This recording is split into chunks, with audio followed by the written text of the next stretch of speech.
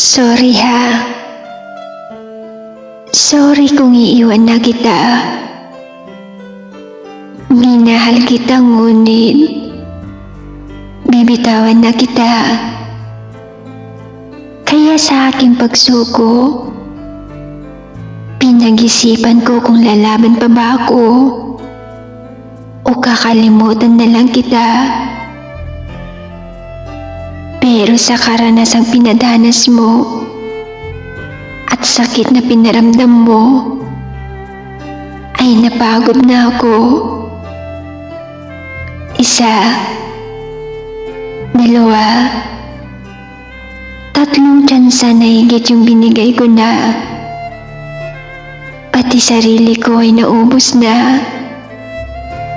Mga alaala mo ay iningatan ko. Tulad ng pag-iingat ko sa'yo. Pero sa ngayon, bibitaw na ako. Bibitaw na ako kasi sobrang sakit na yung nararamdaman ko. Bibitaw na ako kasi hindi ko na kaya.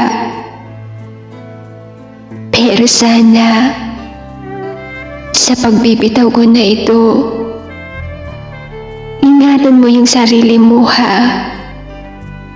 Tuparin mo ang mga hiling ko. Pangarap nating dalawa ay tapusin mo.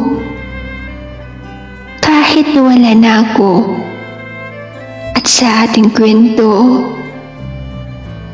sana hanggang sa dulo ang ating pahina para sa ating dalawa at huling pagsasama.